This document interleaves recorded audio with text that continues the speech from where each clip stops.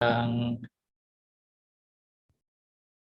turut diminta untuk menangani ya peristiwa yang terjadi di Desa Wadas, Kecamatan Bener, Kabupaten Purworejo, Jawa Tengah.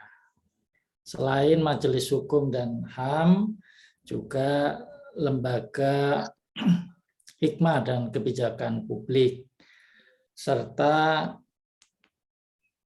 MDMC dan beberapa lembaga lain yang terkait.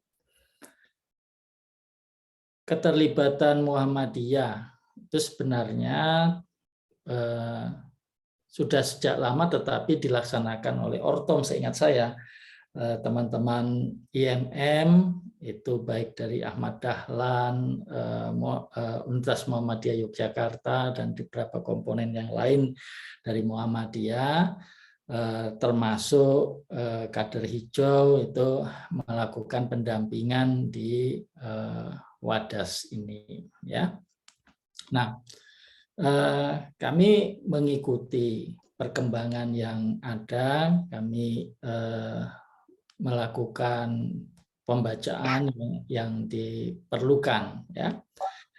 Namun demikian, secara resmi dan langsung kami masuk ke dalam persoalan Wadas ini ketika terjadi upaya yang menurut kami adalah tindakan represif dari kepolisian. Meskipun saya sudah berdialog dengan Kapolres Purworejo, disampaikan bahwa kepolisian itu hanya ada 200 dan ditempatkan pada 4 titik, sehingga dapat dikatakan tidak terjadi apa yang dikhawatirkan. Tapi kan fakta di lapangan menunjukkan hal yang berbeda, ya. Kami sudah mencoba untuk mendapatkan informasi dari Pak Kapolres Purworejo untuk mendapatkan informasi-informasi seputar kegiatan di lapangan. Dari informasi yang disampaikan oleh Kapolres itu tampak sangat standar, dan sepertinya memang saya tidak terlalu yakin lah setelah mendapatkan paparan itu kendali dari penanganan Wadas ini hanya dilaksanakan oleh seorang Kapolres, karena Kapolda dan Wakapolda saja berkantor di Polres Purworejo. Meskipun alasan yang disampaikan itu karena ada peristiwa atau hal yang kemudian mendapatkan perhatian nasional terkait dengan hal ini. Tapi saya melihat Polres Purworejo tidak terlalu cukup mampu untuk mengendalikan secara langsung, ya. Artinya komando itu masih diawasi oleh Polda. Mengingat memang pelaksanaan pengukuran yang dilakukan oleh Badan Pertanahan Nasional itu juga berkoordinasi dengan gubernur. Artinya kalau kita melihat apa yang ada di Purworejo, di Wadas, kita dapat memastikan gubernur, Kapolda itu mengetahui dan pada prinsipnya dapat dikatakan menyetujui apa yang dilakukan di lapangan. Meskipun itu perlu pendalaman, ya. Artinya informasi-informasi yang saya kumpulkan ini hanya bersandarkan kepada hal-hal yang saya dapatkan ketika bertemu dengan Kapolres dan bertemu dengan masyarakat Wadas di lokasi pada hari Rabu kalau saya tidak salah itu, ya. Kami ada di sana.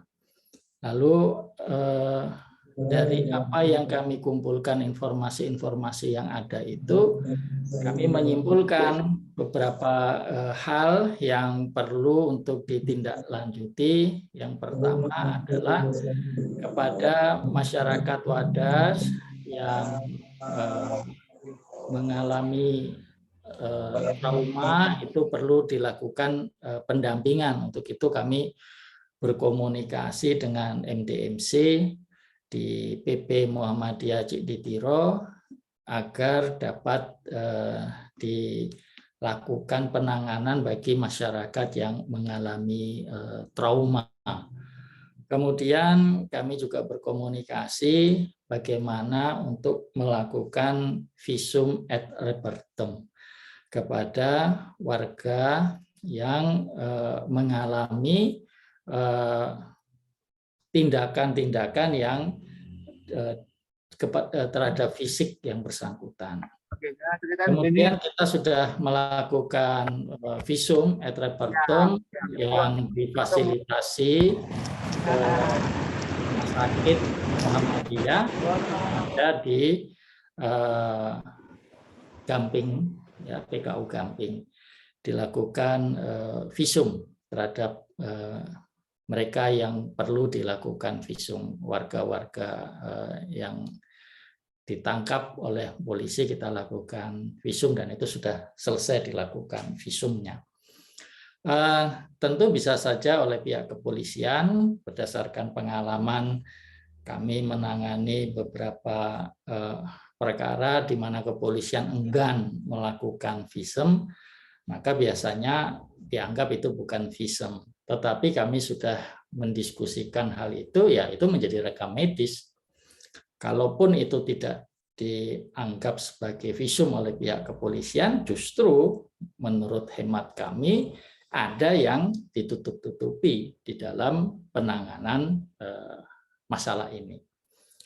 Untuk itu, menurut hemat kami, kepolisian harus lebih terbuka di dalam menyelesaikan masalah ini. Penggunaan kekerasan apapun yang dilakukan oleh pihak kepolisian, tampaknya pada permasalahan ini menjadi hal yang sangat berbeda dengan kondisi yang kita rasakan. Pertama, selalu saya tegaskan bahwa apa yang dilakukan dengan pengerahan kepolisian terhadap personil, apakah itu melibatkan Satpol PP, kemudian tentara, kemudian dijadikan satu kesatuan yang diakui hanya sejumlah 200 personil, yang tujuannya adalah untuk mengawal pengukuran tanah, dan oleh Kapolres dikatakan yang diukur itu hanyalah tanah yang menyetujui. Jadi pemilik tanah itu menyetujui untuk proyek di Wadas, bukan masyarakat yang menolak. Nah, kalau memang seperti itu, seharusnya yang dikawal itu ya petugas BPN, bukan kemudian melakukan penutupan terhadap desa, apalagi mematikan lampu, kemudian mengurangi jaringan internet, atau dapat dikatakan hilang sama sekali ya jaringan internet, untuk kemudian orang bisa melakukan komunikasi. Sehingga kami melihat itu menjadi sebuah persoalan serius. Sebenarnya ada apa di upaya untuk melaksanakan penambangan terhadap batu andesit yang akan digunakan sebagai bahan dasar atau bebatuan dalam pembangunan bendungan bener, ya. Sehingga ini menjadi hal yang patut diinformasikan secara terbuka kepada masyarakat apa yang sebenarnya terjadi di sana. Mengingat setelah akhirnya pihak kepolisian, gubernur itu mengambil langkah-langkah yang kemudian dikatakan tidak ada upaya-upaya untuk melakukan penangkapan terhadap warga Wadas, kemudian dikembalikanlah warga itu. Kebetulan saat dikembalikan saya juga sampai di Wadas, saya melihat masyarakat yang dibawa ke kantor polisi itu turun dari bis membawa berbagai pemberian, ya pemberian itu dalam dus ya warnanya coklat, dibungkus warna coklat. Kalau saya tanya ya beberapa kelengkapan yang ada dan ada uangnya juga yang diberikan kepada warga. Nah, saya melihat itu. Tetapi esok harinya saya juga mendapatkan informasi bahwa warga itu banyak yang dimintai tanda tangan untuk menyampaikan persetujuan tentang pengukuran. Nah, pertanyaannya adalah kalau informasi yang disampaikan oleh warga adalah benar, berarti Kapolres salah menyampaikan informasi. Jadi yang informasi yang benar yang mana? Ya, warga yang setuju tanahnya untuk proyek itu dilakukan pengukuran, yang tidak setuju tidak dilakukan pengukuran, atau pengukuran dilakukan terhadap semua. Untuk itulah saya dalam berbagai kesempatan menyatakan Badan Pertanahan Nasional yang diminta untuk melakukan pengukuran menginformasikan kepada publik, ya, karena ya situasinya sudah seperti ini. Untuk itu keseriusan Badan Pertanahan Nasional menyatakan kami hanya melakukan pengukuran terhadap sebutkan nama-namanya, tanah-tanahnya. Nah, yang patut ya kita ketahui, bagaimana kalau ternyata tanah yang diukur itu adalah berseberangan atau berhimpitan dengan tanah milik warga yang menolak. Sedangkan mereka ada yang ditahan, ada yang tidak boleh mendapatkan akses. Itu tidak bisa dilakukan pengukuran, ya. Karena pengukuran itu kan harus masyarakat yang mengetahui batas-batasnya, ini tanah saya, ini tanah orang lain, tidak boleh sembarangan melakukan pengukuran. Kecuali memang niatnya melakukan pengukuran itu secara sembarangan. Nah, sekarang pada tempatnya Badan Pertanahan Nasional itu menyampaikan secara terbuka apa yang sudah mereka lakukan selama 3 hari. Ya, karena pengukuran itu dilakukan menurut rencana itu 3 hari. Badan Pertanahan Nasional itu sudah kulo nuwun dari Jawa Tengah itu kepada gubernur. Kemudian yang melakukan pengukuran dari pihak Badan Pertanahan Nasional Purworejo. Nah, saya kira itu dibuka. Kalau itu tidak dibuka, maka dapat dikatakan ya pengukuran dilakukan terhadap semua tanah dan tinggal memerlukan tanda tangan dari pihak-pihak yang memiliki tanah tersebut. Nah, saya yakin kok Badan Pertanahan Nasional hanya mengukur yang perlu diukur. Nah, tapi kan perlu klarifikasi. Tidak boleh memaksakan orang yang tidak mau dilakukan pengukuran. Kalau berbatasan berarti tidak boleh diukur. Kalau itu diukur berarti Badan Pertanahan Nasional punya persoalan ya berkenaan dengan pengukuran itu. Jadi mana yang diukur? Yang diukur oleh Badan Pertanahan Nasional itu yaitu petak tanah yang perbatasan tanah-tanah tersebut tidak melibatkan tanah dari mereka yang bersengketa ya. Nah, ini menjadi sebuah persoalan. Saya kira itu yang kami coba lakukan dari pimpinan pusat Muhammadiyah dengan berbagai unsur yang ada serta juga sampai ke unsur pimpinan daerah Muhammadiyah. Kami juga menerima pendamping yang perlu turun setelah seharian mencekam di Wadas sehingga bisa melanjutkan kegiatan pendampingan setelah pemulihan kondisi yang ada. Saya kira itu mungkin awal yang bisa saya sampaikan terhadap apa yang terjadi dan bagaimana sikap pimpinan pusat Muhammadiyah. Pimpinan pusat Muhammadiyah secara prinsip menegaskan bahwa kejadian ini adalah kejadian yang sangat tidak pantas dilaksanakan mengingat kita masih dalam kondisi pandemik COVID. Apapun alasannya, sebenarnya pengukuran itu dapat dilakukan penundaan. Ya. Apalagi kalau kemudian hasilnya adalah terjadi persoalan-persoalan yang sangat-sangat kita sayangkan.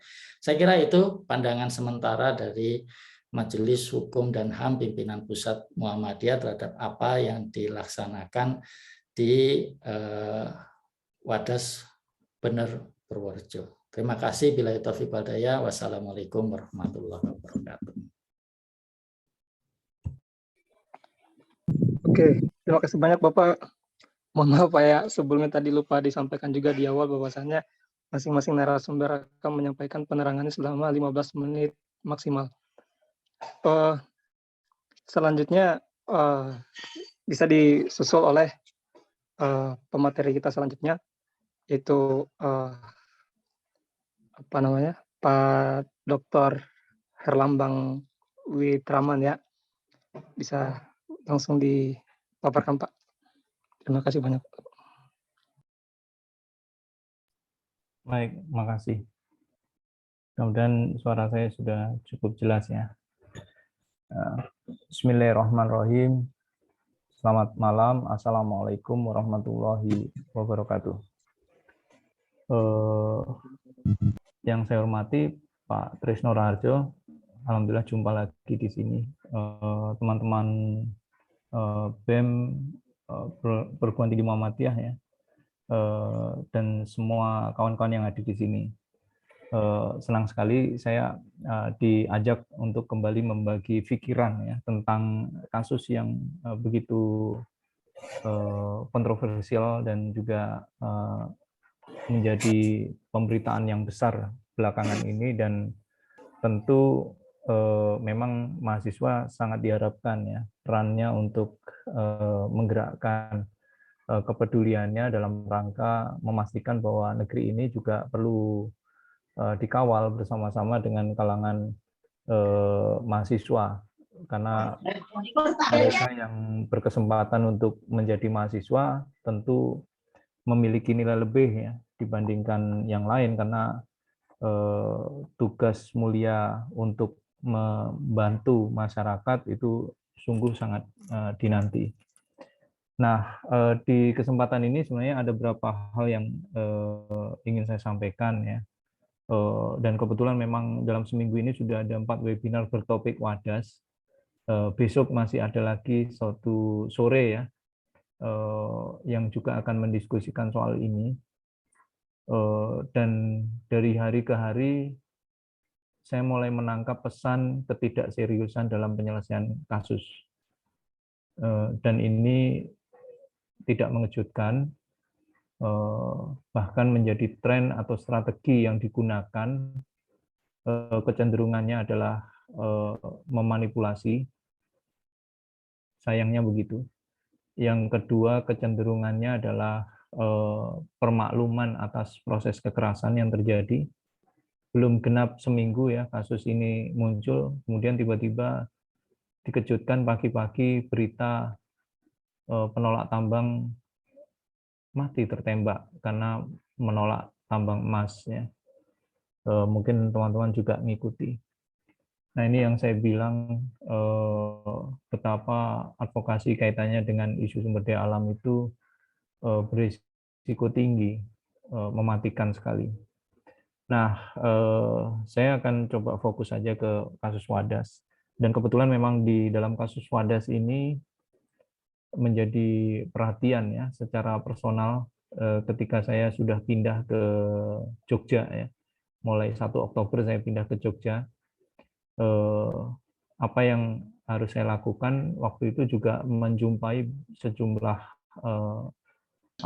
mendekati atau menjumpai, memahami kasus-kasus yang ada di sekitar Jogja, terutama Kebumen,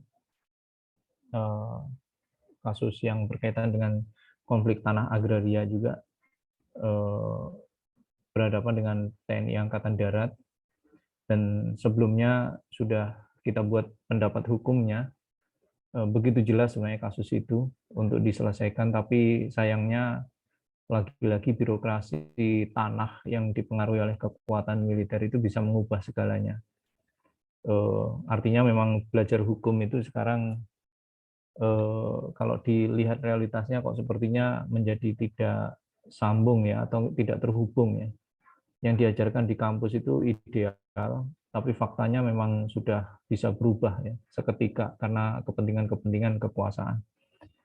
Kemudian kasus Wadas ini pun juga saya mencoba mengenali kasusnya, karena sebelum datang ke Wadas beberapa kali saya membuat pernyataan atau bahkan siaran pers solidaritas untuk Wadas ya.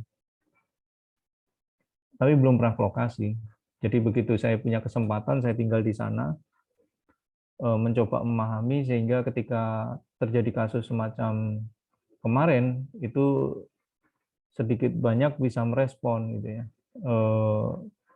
Apa yang sebenarnya terjadi, termasuk lokasi-lokasi yang hendak ditambang, di mana titiknya, kemudian bagaimana warga itu sebenarnya mengekspresikan kegelisahannya, termasuk menolak tambang itu sendiri, posisi mereka dengan bendungan.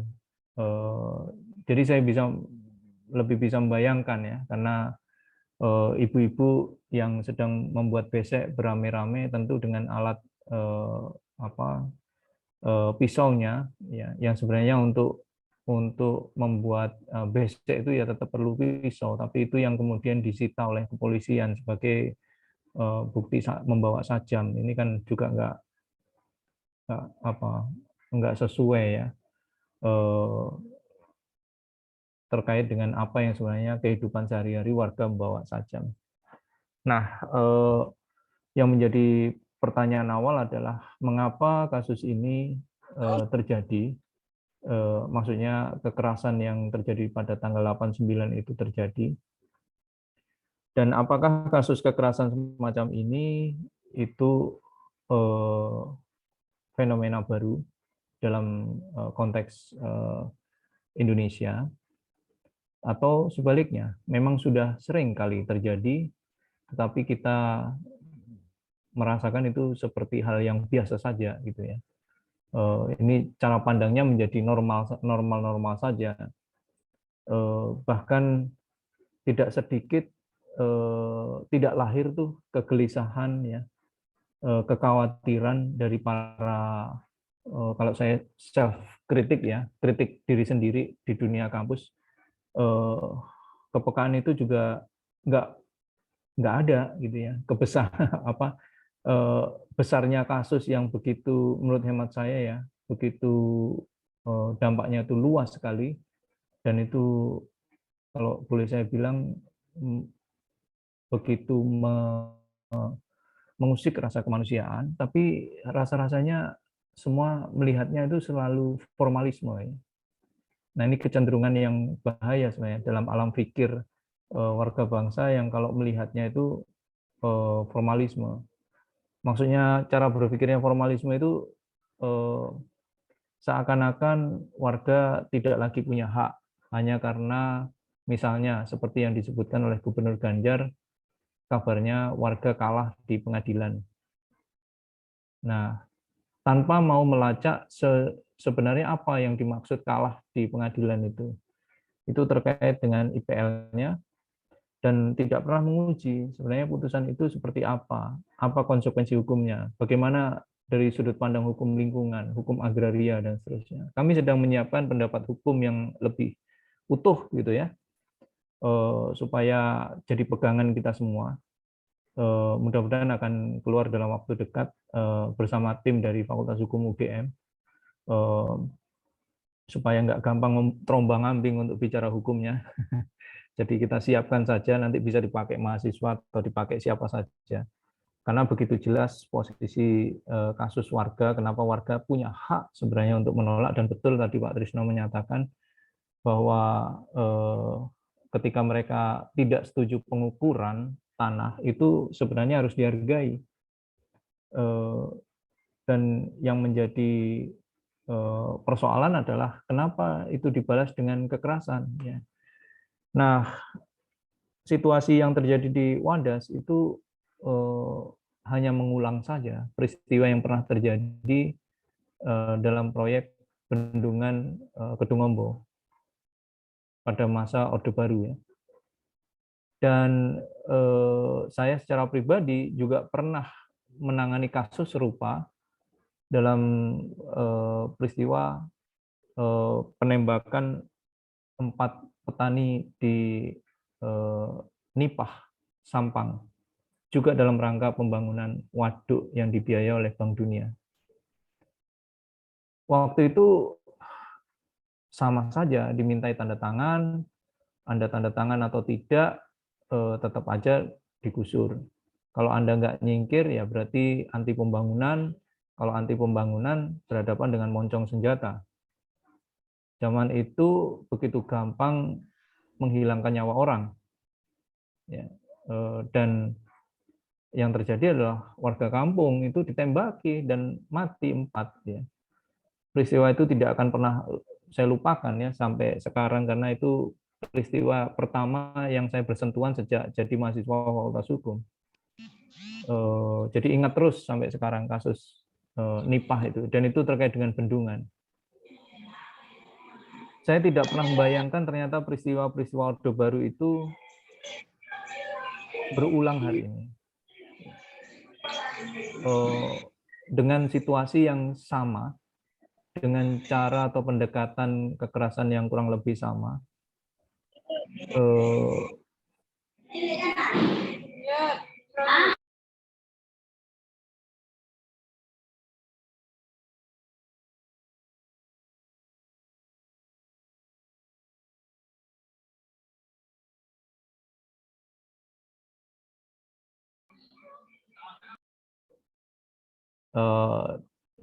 Ya, dengan cara yang tidak memanusiakan manusia.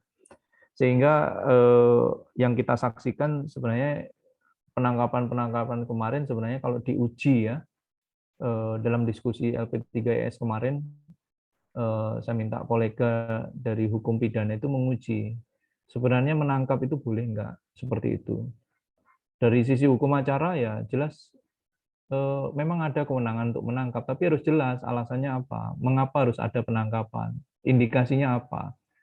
Nggak ada ceritanya orang tidak melakukan tindak pidana, tidak ada dugaan atau indikasi melakukan tindak pidana, tiba-tiba diangkuti, diseret, ya.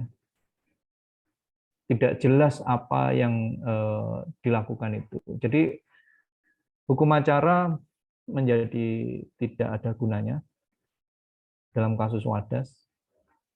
Semua diperlakukan seperti tidak ada hukum. Itu yang ironis ya, yang kita saksikan. Kemudian soal kekerasannya, saya kira tanpa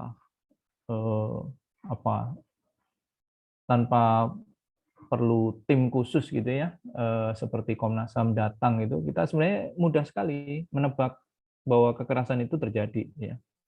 Ibu-ibu mengekspresikan dengan sangat sederhana, dikejar-kejar anjing, ada yang dipukuli mukanya, dirusak ekspresi penolakannya, dan seterusnya. Jadi itu kekerasan. Ya. Tidak susah untuk mendapati itu di lapangan. Dan yang menjadi masalah adalah hal-hal yang begini ini nggak pernah ada upaya penyelesaian. Tidak ada pertanggungjawaban persisnya. Dan kekhawatiran saya ketika tidak ada pertanggungjawaban, maka kasus Wadas ini akan mengulang ya sebuah situasi yang disebut impunitas.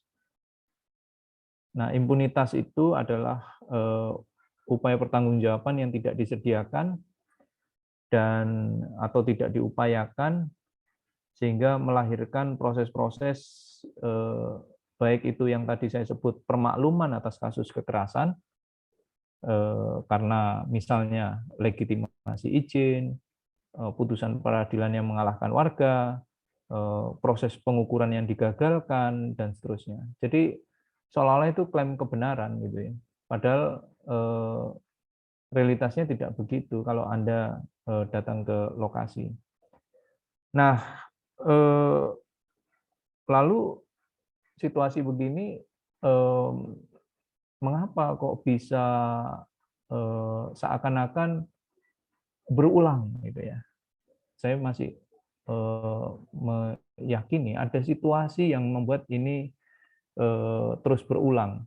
Bahkan peristiwa ini saya khawatir tidak akan banyak mengubah konstelasi politik ekonomi negara ya, yang sudah terlanjur ditetapkan melalui proyek strategis nasional, karena upaya percepatan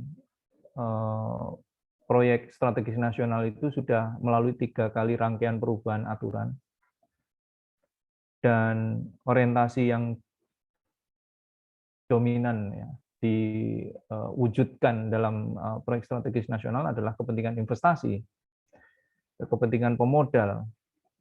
Nah, sayangnya orientasi ini seringkali berhadapan-hadapan dengan isu hak asasi manusia, seringkali berhadapan-hadapan dengan isu problem kemanusiaan yang tidak melihat bahwa ada ruang hidup dan penghidupan yang layak yang sebenarnya sudah tersedia di sekitar warga masyarakat itu. Misalnya ketika ada rencana penambangan di Wadas, ya, apakah pernah berhitung kehidupan warga yang sebenarnya disebut-sebut sebagai tanah surga itu ya, penghasilan mereka itu dari mana, penghidupan mereka dari mana, sejak kapan mereka menanam tumbuhan-tumbuhan itu yang menghidupi mereka, ya, dan bahkan bisa menciptakan ekologi yang punya kelestarian, yang lebih sustainable, bahkan kohesi sosial itu tercipta antar warga masyarakat. Mereka punya pertemuan ya yang rutin sekali di masjid-masjid ya, tiap malam, dan itu saya bisa merasakan sendiri karena begitu saya datang, saya menghadiri 3 titik masjid yang penuh warga masyarakat. Mereka berkumpul, saling membagi pikiran, selain juga mendiskusikan ya hal-hal yang mereka sedang upayakan di tingkat kampung gitu ya. Karena itu medium komunikasi mereka, medium kebersamaan, kohesi sosial mereka gitu ya. Tiba-tiba hari-hari ini kita menyaksikan rencana pembangunan yang upaya percepatannya dalam 1 tahun ke depan akan diubah ya. Lanskap sumber daya alam itu menjadi tambang andesit ya, quarry, yang itu tentu konsekuensinya luar biasa besar buat orang kampung. Tidak terkecuali sebenarnya di tahun 98 kalau tidak keliru, sebagaimana saya berada di lokasi itu, pernah terjadi longsor, pernah terjadi situasi yang membahayakan sebenarnya atau rawan bencana, dan kawasan rawan bencana itu ada di sana. Jadi kalau penambangan itu terjadi, apakah sudah pernah dihitung situasi yang rawan bencana itu? Lagi-lagi saya menyimak perdebatan ya yang muncul di televisi disampaikan oleh Gubernur Ganjar, selalu mengatakan bahwa ya kalau di dalam debat itu ya, kemudian kalau sudah agak terpojok atau tersudut selalu mengatakan bahwa ya itu kan ada ilmunya, ada ilmuwannya yang bekerja atau mereka yang lebih ahli lah daripada saya, mesti begitu. Nah, pertanyaan sederhana adalah kalau memang ada ilmuwannya, ada ahlinya, mari kita duduk bersama ya, untuk menguji misalnya AMDAL yang kebetulan memang antara bendungan sama tambang andesit itu kan dijadikan satu izinnya. Nah, mari kita uji AMDAL-nya. Kebetulan dengan segala keterbatasan kemampuan yang kita miliki karena sifat voluntary, insya Allah dalam waktu dekat, seminggu ke depan ini akan ada pertemuan para ahli untuk membahas AMDAL. Ya. Supaya klaim bahwa ilmuwan-ilmuwan itu membenarkan, misalnya ya, ilmuwan-ilmuwan yang diklaim kalau ditambang itu aman, kalau ditambang itu tidak ada masalah ya, secara ekologi dan seterusnya, mari kita buktikan. Karena ilmuwan-ilmuwan yang voluntary masih banyak di Republik ini. Ilmuwan-ilmuwan yang punya integritas, sikap yang tidak mudah tunduk pada kekuasaan, bicara dengan saintis yang punya integritas itu masih cukup lah. Mudah-mudahan mereka akan berkumpul segera untuk memberikan ya pandangan-pandangannya, dan kebetulan sudah dipelajari juga dokumen tebal itu tentang AMDAL, dan itu akan membantu kita semua. Nah, yang terakhir saya ingin memberi catatan juga. Hari-hari ini saya melihat ada moderasi kasusnya. Yang saya khawatir sekali lagi impunitas. Moderasi kasus itu seakan-akan pengerahan aparat itu dibenarkan karena ada isu konflik horizontal. Yang terjadi bukan demikian ya, karena betul tadi yang disebutkan oleh Pak Trisno, ada indikasi sebenarnya terencana, sistematik, terstruktur gitu. Sehari sebelumnya listrik sudah mati, paginya internet sudah down, ya, kemudian masuklah aparat, dan kekhawatiran saya isu konflik horizontal menjadi legitimasi, seakan-akan pembenaran atas upaya aparat kepolisian masuk, dan itu sungguh saya agak pesimis dengan keberpihakan itu secara profesional ya. Belum lagi ditambah para pejabatnya yang menggunakan cara-cara yang sifatnya politisasi peran ya. Saya sebut politisasi peran. Pulang dari kantor kepolisian membawa bingkisan warna coklat tadi, Pak Trisno ya. Itu apa maknanya? Apakah kemudian maknanya adalah kebaikan? Kenapa kita tidak menguji pertanggungjawaban dari aparat kepolisian? Bingkisan coklat itu sebenarnya tidak banyak maknanya kalau kita bandingkan dengan bagaimana seharusnya pertanggungjawaban diberikan oleh kepolisian yang telah melakukan kekerasan. Sikap mundur misalnya, tidak perlu didesak untuk mundur, ya.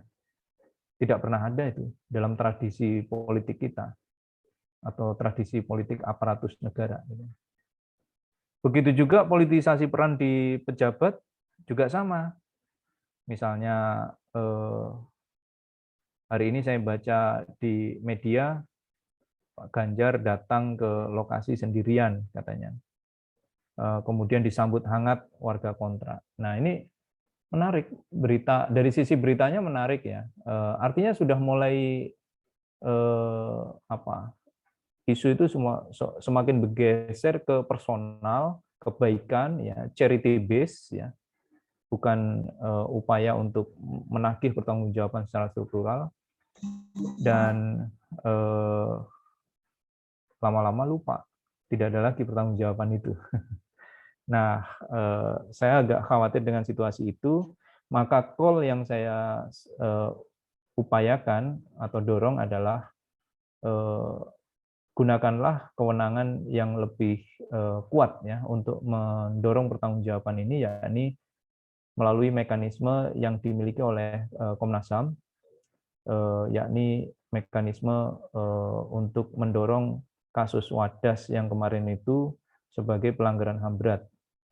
Karena unsur struktur, sistematis, terencana itu tersedia semua. Konsekuensinya adalah pembentukan tim yang lebih kuat, ya, tim pemantauan yang diupayakan hari-hari ini tidak cukup karena prosesnya akan biasa-biasa saja, tidak akan pernah bisa menguji karena bukan pro justisia, dan seperti biasa kasus itu hanya penanganan kasus semacam itu hanya rekomendasi dan forget it, seringkali dilupakan. Track record kasus semacam penanganan kasus semacam ini tidak pernah mendapati efektivitas. Maka dorongan untuk memperkuat tim pro justitia itu akan menjadi hal yang sangat dinanti ya dalam proses penyelesaian di Wadas itu. Sementara ini nanti mungkin mudah-mudahan bisa berkembang dalam sesi tanya jawabnya. Makasih.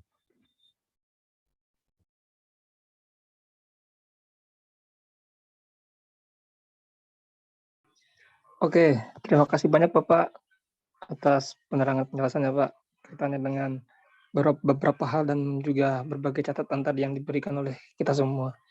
Apa yang diberikan oleh Bapak untuk kita semua.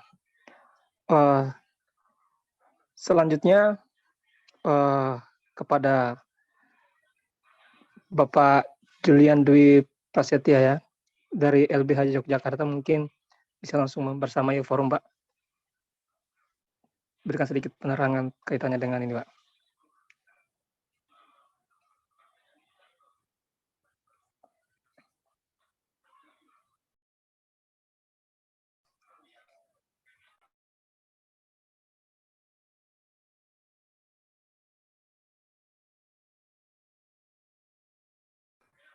Oke,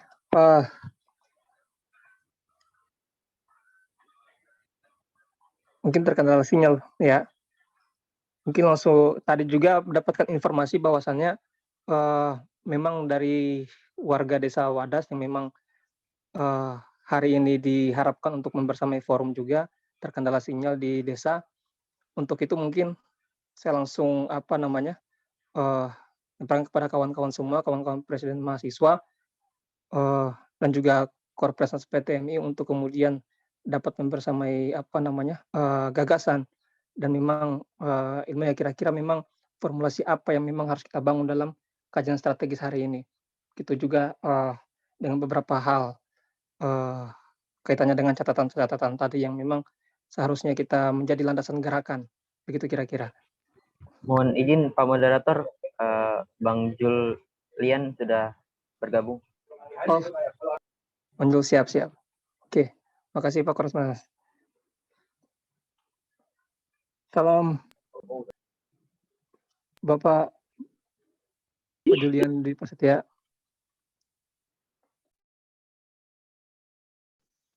Ya, aku barusan kelempar ya, warga juga belum bisa masuk karena kapasitas Zoom-nya cuma 100 ya.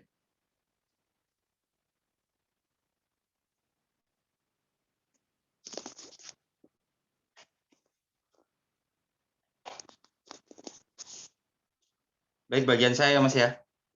Siap, betul Bapak. Ya, terima kasih teman-teman yang saya hormati, Mas Herlambang, Pak Trisno Raharjo, dan teman-teman semua. Terima kasih udah memberikan ruang kita untuk berdiskusi gitu ya. Saya waktu itu terkait kejadian pada tanggal 8 sampai tanggal 11 Februari 2022 ya. Saya paginya itu saya dapat informasi dari malam sih, dapat informasi banyak tim gabungan datang dari berbagai kabupaten gitu ya. Saya dapat informasi dari warga gitu. Nah, kami waktu itu komunikasi sama salah satu komisioner Komnas HAM, Mas BK, sebenarnya ada apa? Apakah ini ada pengukuran atau tidak gitu. Nah, kami juga warga itu tidak dapat informasi yang jelas apakah itu untuk nakut-nakuti atau seperti apa, atau ada pelatihan atau seperti apa, kami nggak tahu. Sampai pagi hari tim gabungan itu datang ya ke namanya lapangan dekat Kaliboto gitu ya, daerah dekat Wadas itu warga mulai curiga dan ngirim beberapa pesan bahwa pasukan sedang menuju di desa Wadas.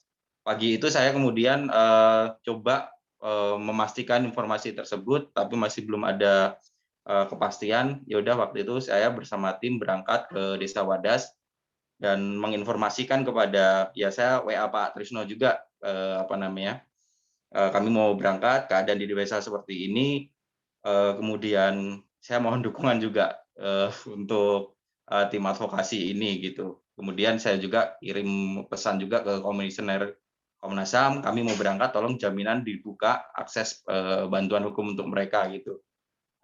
Saya juga ke salah satu tokoh NU juga, Mbak Alisa, saya selalu update gitu. Kalau kami hilang semua gitu ya tim.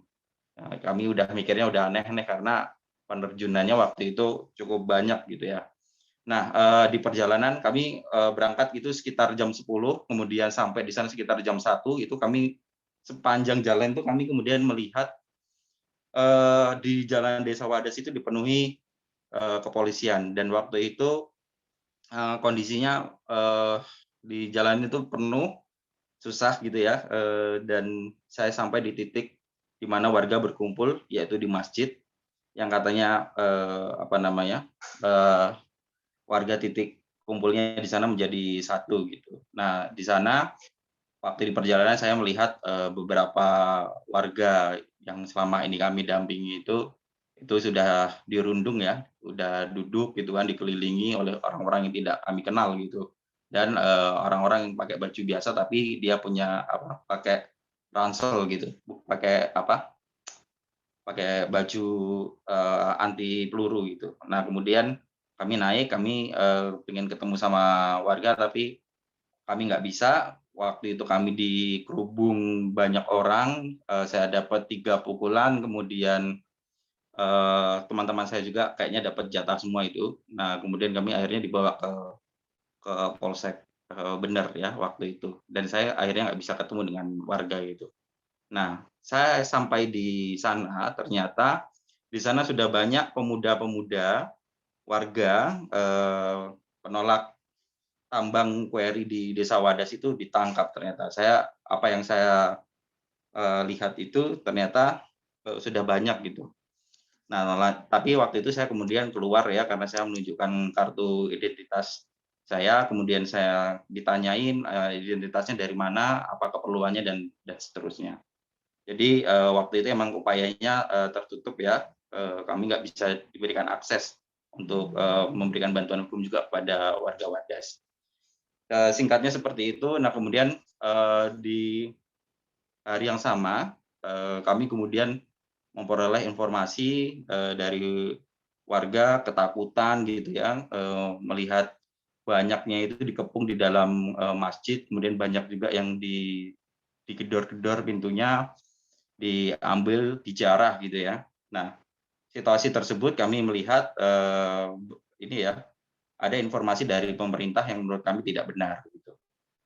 Yang disampaikan oleh Ganjar Pranowo sebagai Gubernur Jawa Tengah maupun Bapak Menko Polhukam Mahfud MD. Pertama, situasinya baik-baik saja. Saya kira tidak baik-baik saja ya. Banyak rakyat itu kemudian ditangkap, dipaksa untuk ikut dibawa ke Mapolres Purworejo dengan proses penangkapan yang tidak manusiawi. Nah, kemudian alasannya pun tidak masuk akal. Katanya ini adalah pengamanan. Pengamanan terhadap apa? Pengukuran. Padahal masjid itu tidak diukur juga. Itu bukan di bawahnya bukan lokasi untuk WRI juga. Ini agak lucu ini kan, melakukan pengamanan pengukuran tapi mereka berada di lokasi masjid gitu.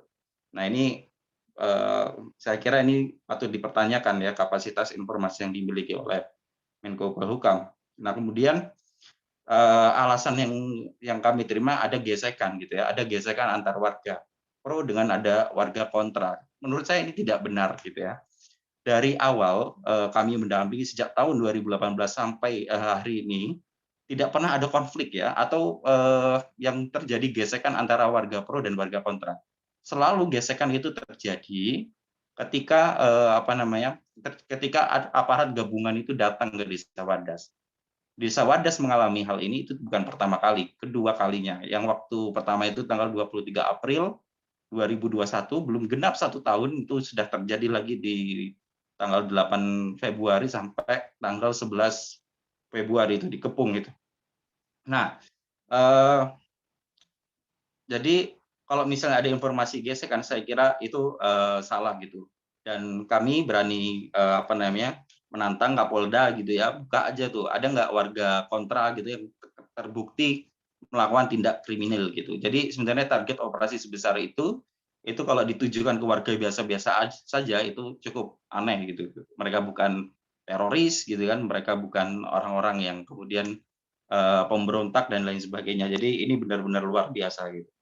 Nah kemudian saya masih yakin ya apa yang dikatakan Pak Menko Polhukam itu tidak benar gitu. Target operasi ini itu bukan melakukan pengamanan atau mencegah gesekan, tapi target operasi ini ditujukan untuk mencerdai gerakan lingkungan hidup dan gerakan kemanusiaan di Indonesia. Kenapa? Dari 67 orang yang ditangkap, kami menerima kuasa bersama koalisi advokat untuk gerakan ini ya, teman-teman Gempa Dewa ini, itu 64 diantaranya ya, termasuk anak-anak yang ditangkap juga itu semuanya adalah orang-orang penolak. Artinya ini emang terencana gitu ya. Ini sudah terorganisir siapa yang ditangkap, kemudian siapa yang akan dibawa gitu. Jadi semuanya adalah warga penolak semua gitu. Jadi kalau misalnya ini adalah mencegah gesekan, saya kira tidak benar. Kenapa orang-orang yang memukul, kemudian orang-orang yang orang-orang yang menangkap suami gitu ya, menangkap suami di hadapan istri ya, di hadapan istri melihat, anak melihat gitu kan, suaminya yang gagah, ayahnya yang perkasa gitu, diperlakukan seperti itu gitu. Nah, kok orang yang menangkap, yang injak-injak ini kemudian nggak ditangkap gitu? Apa logika penegakan hukum kita sebodoh itu? Gitu. Apa serendah itu? Itu yang saya ingin sampaikan gitu. Jadi kalau dibilang baik-baik saja, saya kira tidak, pengamanan tidak, kemudian ini untuk mengamankan pengukuran tidak. Jadi informasi yang diproduksi oleh negara hari ini itu tidak benar. Nah, itu saya update kronologi pada tanggal 8 sampai tanggal 11 dan itu memberikan dampak yang luar biasa ya sampai hari ini. Banyak juga pendamping yang ingin masuk dan ada juga yang terjebak. Salah satunya dari Jamaah Muhammadiyah, kemudian Solidaritas Perempuan yang itu mengorganisir anak-anak yang yang sudah diajarin supaya kalau ada apa-apa mereka bisa lari supaya nggak ngelihat tindakan kekerasan. Salah satunya kan kemarin juga ada Mas Yahya yang berangkat bareng saya juga itu mencari anak-anak. Ternyata anak-anak pada nyumput juga situasinya nggak kondusif, bahkan ada bayi balita itu tidak selama 3 hari itu ya, ada juga tidak mendapatkan suplai susu karena orang tuanya takut mau keluar gitu kan. Nah ini itu sebuah situasi yang memang terjadi di sana gitu. Nah siapa yang patut bertanggung jawab atas ini? Nah itu kan pertanyaan yang harus kita usut sampai tuntas gitu. Nah pada tanggal 4 Januari 2022 Kapolda Jawa Tengah itu menyampaikan kepada publik bahwa kami membentuk tim yang terdiri unsur TNI maupun Pemprov Jateng untuk menyelesaikan kasus di Bendungan Bener, salah satunya di Desa Wadas gitu. Pertanyaannya apakah ini hasil dari keputusan tim tersebut? Jika iya maka ketiga instansi tersebut ya harus bertanggung jawab gitu. Saya kira itu. Kalau misalnya tidak, lalu siapa yang yang menggerakkan operasi ini? Saya tentu mendorong ini tidak selesai hanya permohonan maaf saja gitu kan. Itu yang disampaikan oleh gubernur, tapi ini harus diselesaikan karena ini telah mencederai gerakan lingkungan hidup maupun gerakan kemanusiaan di Indonesia gitu.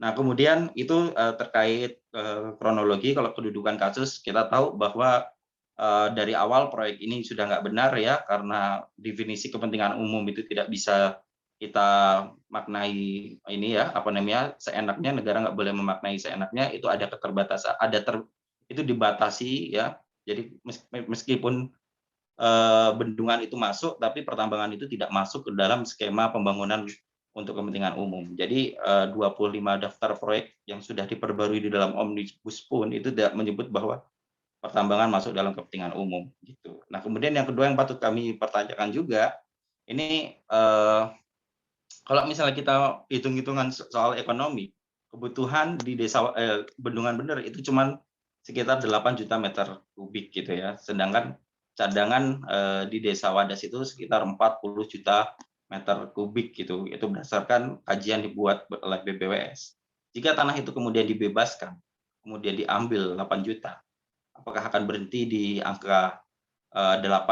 Ya mungkin akan berhenti di situ, tapi mungkin saja tidak. Tapi kalau misalnya hitung-hitungan ekonomi kami, nanti misalnya kita cek harga andesit gitu ya, batuan andesit per 1 ton 100.000 lah kita hitung, kalikan saja teman-teman dengan 40 juta atau 32 juta 32 juta meter kubik. Itu sudah sekitar ya mungkin sekitar lebih 4 triliunan ya. Jadi dari anggaran untuk membangun saja mereka sudah menutup atau mendapatkan keuntungan. Artinya ya potensi ini ditunggangi ya, maksudnya ditunggangi itu ya ada yang mencari keuntungan, itu sangat dimungkinkan gitu. Dan kami masih meyakini bahwa gerakan ini harus kita dukung ya, gerakan masyarakat Wadas yang ingin melindungi tanahnya, yang ingin yang ingin melindungi desanya harus patut kita dukung. Saya kira penolakan mereka itu adalah penolakan yang paripurna. Saya kira itu yang ingin saya sampaikan. Terima kasih teman-teman yang selama ini sudah mendukung Desa Wadas. Terima kasih. Assalamualaikum warahmatullahi wabarakatuh. Oke, terima kasih banyak Bapak. Sangat luar biasa ya, jika kita ngomong atau kita berbicara kaitannya dengan gerakan lingkungan hidup dan gerakan kemanusiaan. Tidak ada kata yang pantas diucapkan selain fiat justisia ruat caelum. Selanjutnya ada sedikit penyampaian dari Korpresnas, Bang Nadib, Kakanda Nadib, dipersilakan. Iya. Assalamualaikum warahmatullahi wabarakatuh. Sedikit saja menambahi, saya kira juga sudah lengkap ya apa yang disampaikan dari Majelis Hukum dan HAM, dari Pak Herlambang juga Bang Julian selaku kuasa hukum dari warga Wadas, bahwa represivitas ataupun tindakan kekerasan yang terjadi pada warga Wadas ini merupakan hal yang sangat menyalahi aturan yang sudah ada, baik Undang-Undang Lingkungan Hidup, Undang-Undang Ciptaker, Peraturan Kapolri, dan beberapa hak-hak masyarakat yang seharusnya dipenuhi oleh negara, namun pada hari ini dan terus berulang hal ini masih saja dilanggar ataupun dianggap sudah tidak berlaku gitu bagi di lapangan. Nah, itu juga yang menjadi yang harus digarisbawahi oleh kita semua. Atas apakah hanya terjadi di Wadas? Tentu kita semua bisa mengetahui dan menyadari betul bahwa ini tidak hanya terjadi di Wadas gitu. Hal-hal seperti ini bisa sedang ataupun bisa terjadi di daerah kita semua tinggal, sebagaimana seperti ada di Banyuwangi, Pakel, terus ada di Kalimantan, ada di Sulawesi Tengah yang baru saja mengorbankan salah satu orang warga setempat karena ada terjadinya unlawful killing di situ. Nah, maka dari itu kita sebagai mahasiswa itu harus mengawal betul ataupun harus menjadi pihak terdepan untuk hadir di depan masyarakat sendiri, seperti itu. Lantas adakah contoh sengketa agraria yang kiranya berhasil? Mungkin bisa kita lihat ada warga Tuban ya, yang kemarin di Jawa Timur. Mereka tiba-tiba viral karena satu kampung membeli sebuah mobil mewah gitu. Tapi akhir-akhir ini baru beredar lagi berita bahwa mereka menyesali atas setujunya mereka menjual lahannya. Pada hari ini mereka mengatakan bahwa mereka kesulitan untuk mencari pencaharian baru, mata pencaharian baru. Karena apa? Karena yang terjadi adalah mereka tidak punya keahlian lain selain menjadi petani, selain menjadi peternak. Nah, dari situ kita bisa lihat bahwa ini bukan hanya persoalan materi yang diganti, tapi juga ada hal-hal imateri, hal-hal terkait hak asasi manusia yang memang harus dipenuhi oleh sebuah institusi negara.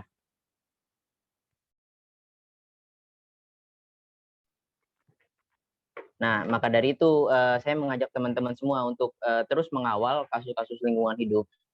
yang terjadi di Indonesia pada hari ini dan ke depannya. Mungkin itu ya sedikit tambahan dari saya. Bisa dilanjut ke warga Wadas langsung. Terima kasih. Assalamualaikum warahmatullahi wabarakatuh. Waalaikumsalam warahmatullahi wabarakatuh. Makasih Pak Korpresnas. Silakan Pak desa warga Wadas ya yang sudah bergabung, langsung ambil alih Pak.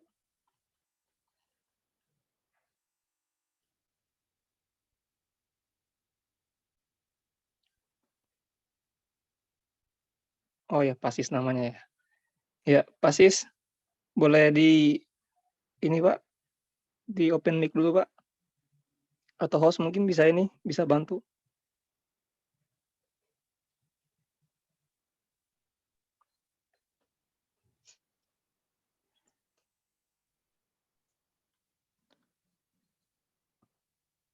Oke. Oh ya. Silakan Ya. Pak. Assalamualaikum warahmatullahi wabarakatuh. Terima kasih untuk moderator dan terima kasih untuk Bapak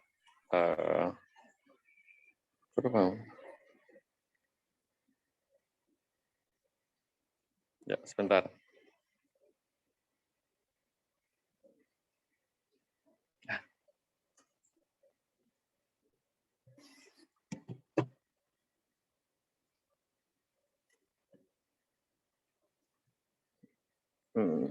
Ya. Ya, terima kasih untuk Bapak Dr. Trisno Raharjo, Ketua Majelis Hakim Majelis Hukum dan HAM PP Muhammadiyah, dan terima kasih juga buat Dr. Herlambang, dan terima kasih untuk Mas Julian dan teman-teman semua yang hadir di acara ini. Terima kasih sekali untuk kesempatannya sudah diberi waktu untuk warga Wadas bersuara ya di masyarakat ini. Ya, mungkin nambahin aja sedikit bahwa alasan kenapa warga Wadas itu menolak dan kenapa sampai hari ini tuh masih tetap bertahan. Ya, kalau di Wadas itu kan daerah yang masuk kawasan bedah monoreh dan di daerah perbukitan ya, yang di situ adalah daerah yang betul-betul bagus untuk daerah pertanian, khususnya rempah dan buah-buahan. Jadi kalau seandainya hanya kayak pemerintah menjadikan bahwa kalau seandainya bendungan jadi untuk mengairi 15 juta sawah yang akan diairi, tapi akan mengorbankan di daerah Wadas yang segitu suburnya dan segitu banyaknya hasil bumi yang ada di Wadas ini, ya menurut aku itu bukan sesuatu yang yang tepat untuk pemerintah memilih itu gitu. Nah, makanya warga Wadas itu sangat kuat sekali untuk ya ini harus dipertahankan, belum termasuk itu alasan lingkungan dan lain-lain gitu. Ini karena tadi aku nggak terlalu update, jadi karena kendala sinyal mungkin aku sedikit dulu Pak, saya sedikit dulu untuk masuk ini, dan mungkin bisa dilanjut lain waktu atau kapan mungkin. Ya, mungkin itu dari saya. Terima kasih sekali untuk semua yang hadir dan terima kasih sekali untuk semua yang ini. Oke, assalamualaikum warahmatullahi wabarakatuh. Waalaikumsalam warahmatullahi wabarakatuh. Makasih banyak Pak Pasis ya. Oke, kita sudah mendengarkan dari beberapa catatan dari narasumber kita dan juga Pak Korpresnas juga Pasis yang memang mengatakan bahwa bagaimana kemudian kita bisa melepaskan atau ada alasan warga Wadas untuk menolak keras, bahwasannya karena memang dikarenakan banyak yang akan dikorbankan dari segi lingkungan hidup dan mata pencarian warga ketika misalkan memang ada pembangunan tersebut. Makanya tadi juga sempat disebutkan kepada narasumber kita dari catatannya itu. Mungkin sekarang bisa kita langsung sambung kepada diskusi ya, diskusi interaktif. Semua presmaku dan harapannya kita semua di sini menuangkan berbagai gagasan untuk kemudian kita bangun untuk goalsnya nanti mau gimana kira-kira begitu. Silahkan ketika teman-teman ada pertanyaan, gagasan dan juga sanggahan, persilakan ya untuk 3 orang dulu terlebih dahulu. Selebihnya kita melihat waktu untuk lebih lanjutnya. Begitu kira-kira.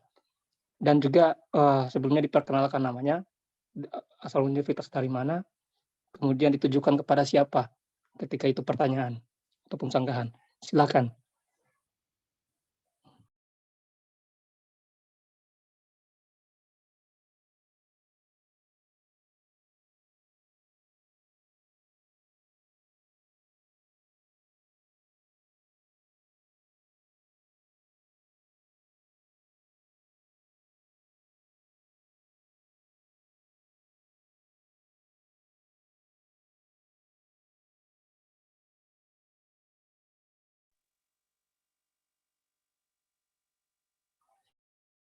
Mohon izin Pak Moderator, mungkin saya boleh berkomentar terlebih dahulu. Siap, silakan Pak. Terima kasih waktunya. Yang ingin saya tanyakan kepada yang pertama kepada Pak Herlambang, untuk kasus-kasus lingkungan hidup ataupun sengketa agraria yang terjadi di Wadas ataupun di beberapa tempat lainnya, hal ini kiranya kenapa bisa dikatakan terus terulang, terus terjadi gitu, di beberapa tempat lainnya? Apakah negara tidak belajar dari satu kasus ataupun beberapa kasus yang terjadi di suatu tempat gitu, bahwa sengketa ataupun pembebasan lahan ini mengorbankan warganya sendiri dan juga menyalahi hak asasi manusia. Nah, mungkin itu ya pertanyaan saya untuk Pak Herlambang. Yang kedua untuk Bang Julian dari LBH, yang ingin saya tanyakan adalah terkait sejauh ini kasus berjalan, apakah dari banyaknya kekerasan yang terjadi terhadap warga Wadas itu sudah ada titik terang ataupun sudah ada pencerahan gitu dari kasus pengawalan kasus ataupun pelaporan kekerasan yang terjadi seperti itu. Itu untuk ya dua dulu itu dari untuk Pak Herlambang dan juga Bang Julian. Oke, makasih banyak Pak Pak Korpesnas. Mungkin bisa langsung ditanggapi Pak. Siapa yang mau terlebih dahulu? Pak Trisno atau Pak Pak Herlambang atau Pak LBH tadi? Monggo Pak Trisno terlebih dahulu. Oke, silakan Pak.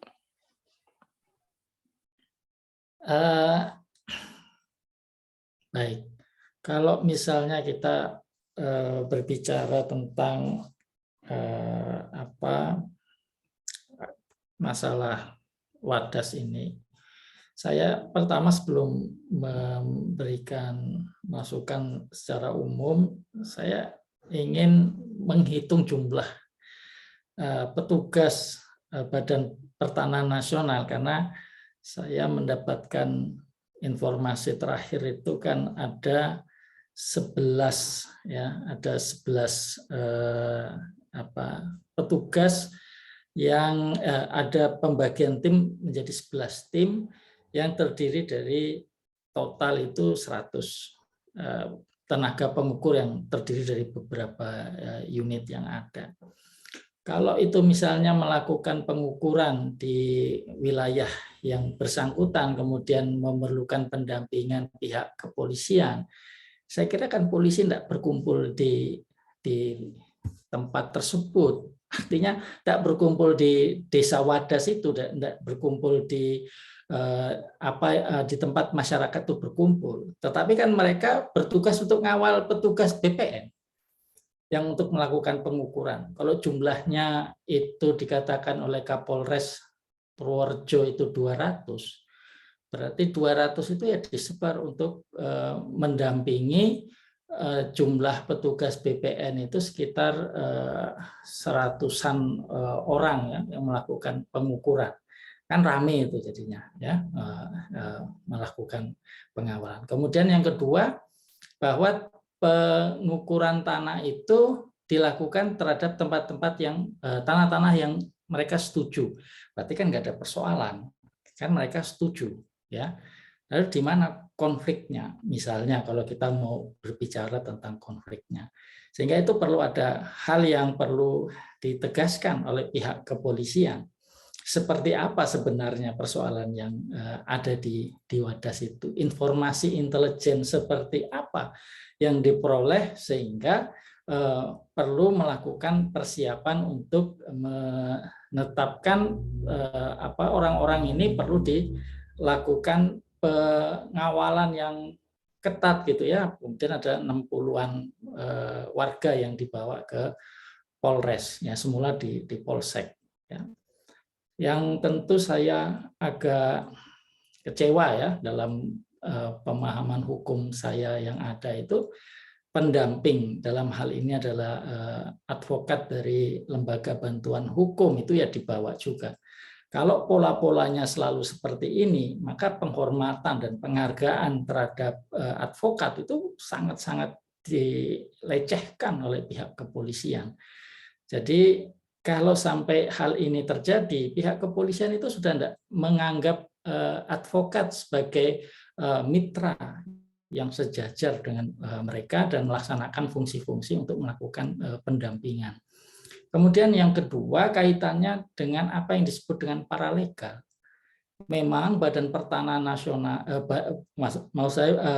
BPHN, Badan Pembinaan Hukum Nasional, itu pernah menempatkan paralegal itu dapat bersidang di pengadilan, tapi kan ditolak sama para advokat. Tetapi kemudian dilakukan perbaikan bahwa paralegal itu menjadi bagian yang ada di dalam organisasi bantuan hukum. Paralegal. Nah, yang ditangkap itu juga paralegal di LBH.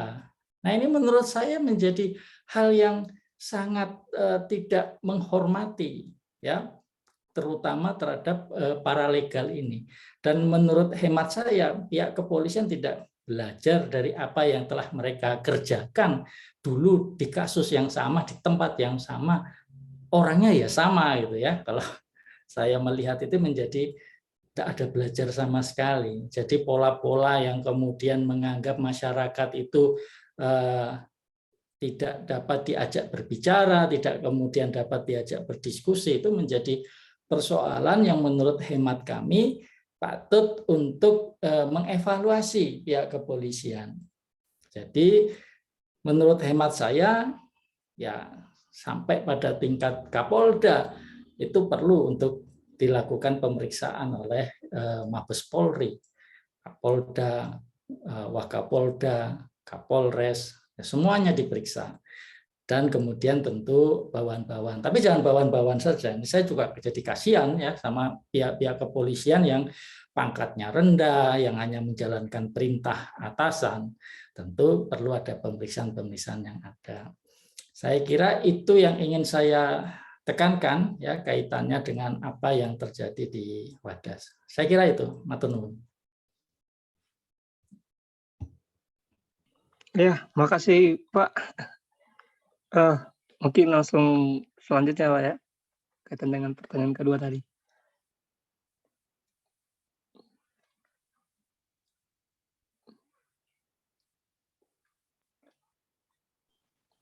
Mas Erlambang, monggo Mas. Kita saling menunggu dan dipersilahkan rupanya. Baik, pertanyaan tadi itu mengapa bisa berulang terus kasus seperti ini ya?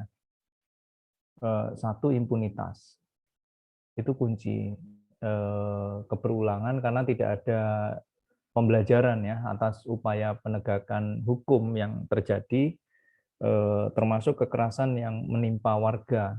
Itu dianggap biasa saja dan sebagaimana kasus-kasus sebelumnya tidak ada pertanggungjawaban. Kasus yang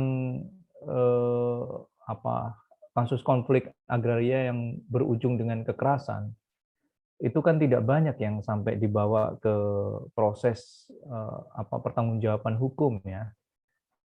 Hanya beberapa saja. Kasus Nipah tidak ada dalam kasus Bendungan itu sampai tertembaknya itu. Kita tidak pernah bisa tahu pertanggungjawabannya seperti apa. Sidang disiplin ya yang ada. Kemudian kasusnya TNI AL ada sidang tapi hukumannya sangat rendah. Kalau saya tarik ke banyak kasus yang ada di Jawa Timur, serangan yang ada di Wonosorejo tidak ada pertanggungjawaban. Begitu juga apa yang terjadi di Malang Selatan, kekerasan yang menimpa warga. Begitu juga kasus-kasus yang lain, hampir rata-rata memang tidak ada. Jadi dianggap sebagai ya begitulah cara kerja yang seakan-akan dibenarkan dalam proses penegakan hukum. Nah, itu sebabnya isu impunitas itu menjadi krusial ya.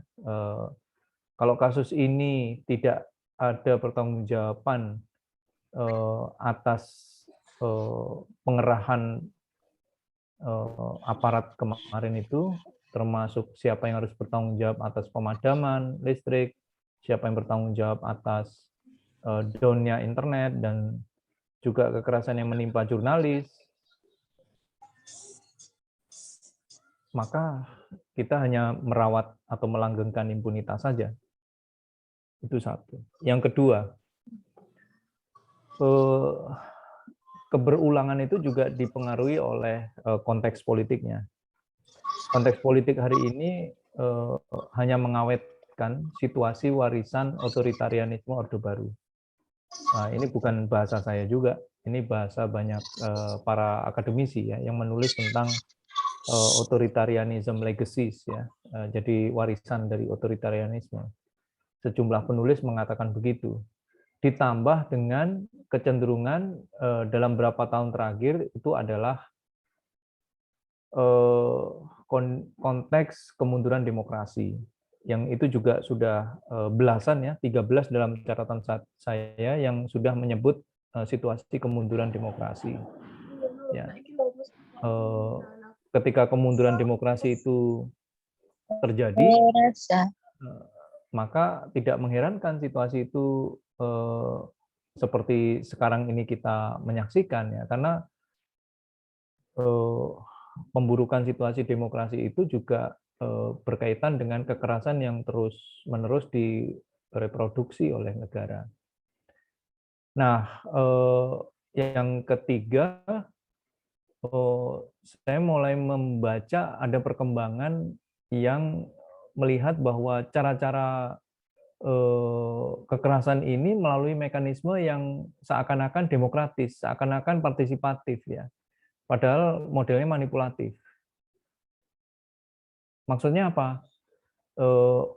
Rencana dialog, mediasi, kemudian pertemuan, ya, itu seakan-akan menjadi mekanisme formal yang hendak dipenuhi, walaupun itu sangat selektif dan terbatas mekanisme partisipasinya, tapi itu dipaksakan sebagai prasyarat yang menjadi bagian atau upaya memaksakan kebijakan penambangan atau kebijakan pembangunan yang terjadi. Nah, selalu dengan latar belakang misalnya putusan peradilan, sudah ada izin, kebijakan itu sudah lahir melalui peraturan daerah, dan seterusnya. Itu terus-menerus begitu. Seakan-akan warga bangsa atau masyarakat itu nggak punya hak. Ya. Padahal Undang-Undang Dasar itu adalah kontrak politik antara penguasa dan rakyatnya. Undang-Undang Dasar itu ada hak asasi yang sebenarnya melekat terhadap warga negara. Nah, kalau itu tidak dihargai, maka sampai kapanpun itu akan dianggap sepele saja, hal yang biasa saja. Tadi menarik ketika melihat ada kasus yang berhasil yang disebutkan tadi oleh Mas Nadir Haris ya. Itu adalah kasus Tuban. Kebetulan saya ikut dampingi kasus itu. Kalau yang disebut berhasil itu bukan berhasil sebenarnya. Bukan karena bisa mau beli mobil, itu kan kayak orang jual tanah kemudian jual tanah bisa uangnya dipakai beli mobil. Itu bukan berhasil itu. Itu ya orang dagang saja. Lalu bagaimana dengan kasus atau konflik agraria? Ya mereka yang menolak pembangunan itu, mereka yang menolak proyek Pertamina itu. Yang menolak itu apa yang terjadi? Malam-malam didatangi tentara, ya, diobrak-abrik rumahnya, terus kriminalisasi juga terjadi, penangkapan-penangkapan, datang ke kampus saya di Erlangga sana, dan ya sama saja. Apakah mereka mendapatkan ganti rugi? Ya mereka tetap mempertahankan. Yang mereka ingin pertahankan tanah, bukan untuk dapat uang. Tapi kan mekanisme hukum sekarang menyediakan konsinyasi, ya, proses yang pengadaan untuk kepentingan umum dan seterusnya, yang mereka sebenarnya seperti tidak memiliki pilihan, ya, untuk hidup, mempertahankan ruang hidup dan kehidupannya. Jadi saya kira bukan contoh berhasil itu contoh yang kurang akurat kalau itu dikatakan berhasil, karena warga masih bertahan menolak itu. Dan praktis sebenarnya yang kita saksikan sama dengan dialog ketika Ganjar bertemu warga pro yang kalau dapat uang mau dibelikan apa? Mobil. Nah, itu mengulang kasus Tuban itu. Itu saja. Makasih. Ya, terima kasih Pak koreksinya. Oke, makasih banyak Pak ya. Luar biasa betul ini kaitannya dengan apa namanya penjabaran, penerangan sampai kemudian jawaban. Oh, selanjutnya mungkin kawan-kawan presma per zona dari zona 1 sampai zona 7 ada pertanyaan? Oh, Bang Julian. Siap. Saya hampir lupa. Bang Julian belum menjawab tadi kaitan dengan pertanyaan Pak Korpresnas. Silakan, Pak. Tadi hampir dilupa tadi kaitan dengan pertanyaan Pak Korpresnas. Bisa diulangi lagi pertanyaannya? Ya, terkait pengawalan kasus Wadas ini sejauh ini, bagaimana, apakah sudah ada titik terang yang kiranya sudah mulai terlihat atau memang ada stagnansi di berjalannya kasus pengawalan kasus Wadas ini?